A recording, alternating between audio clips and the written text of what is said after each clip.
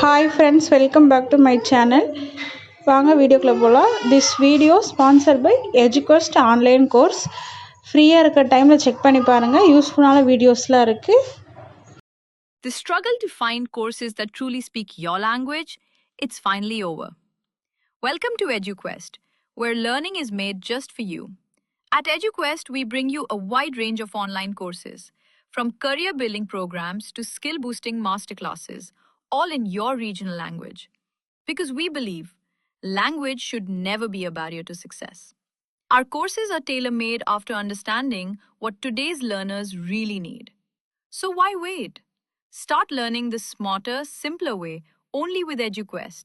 Visit eduquest.courses and explore your next course today. And hey, don't miss out on our exciting offers and promotions. நண்பர்களே வணக்கம். இன்று நாம் பார்க்க போவது ஒரு மாபெரும் மலையை பற்றி. அது வெறும் மலை அல்ல, இந்த உலகின் உச்சம். அதன் பெயர் மவுண்ட் எவரெஸ்ட். ஆனா இந்த மலைக்கு எப்போதுமே இந்த பெயர் இருந்ததா? இல்லை. ஒவ்வொரு இடத்துக்கும் ஒரு வரலாறு இருப்பது போல இந்த மலைக்கும் ஒரு பெரிய கதை இருக்குது.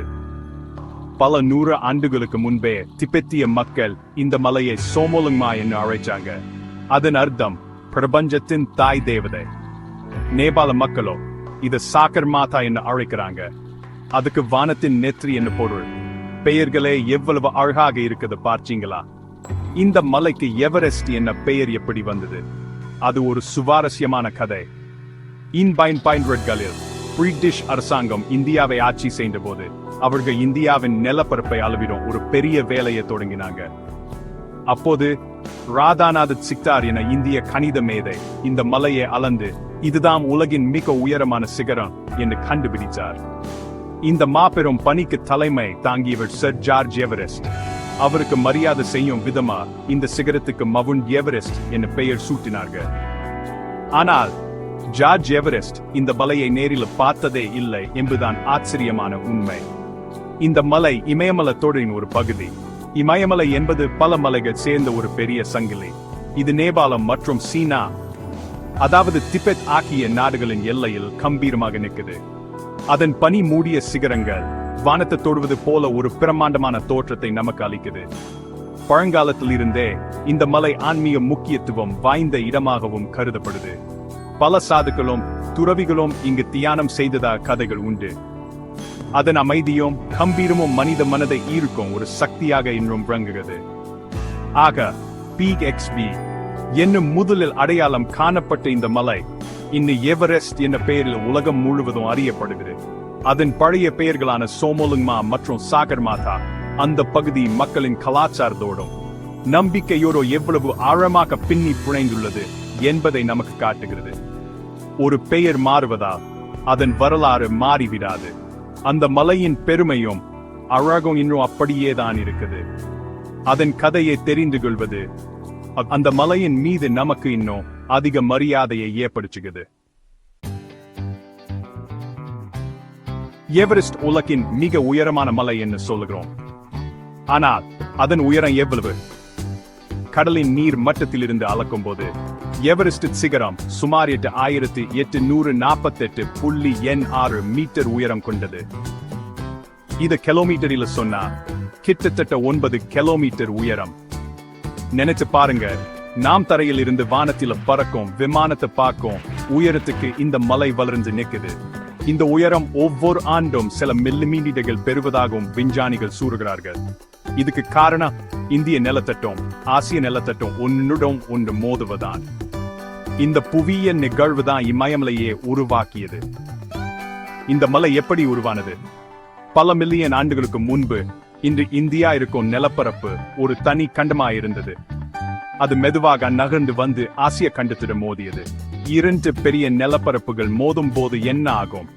நடுவில் உள்ள நிலம் மேல் நோக்கி எழும்பி மடிந்து மலைகளாக உருவாகும். அப்படித்தான் இமயமலத்தோடு உருவானது. இந்த மோதலின் வேகம் இன்னும் குறையவில்லை.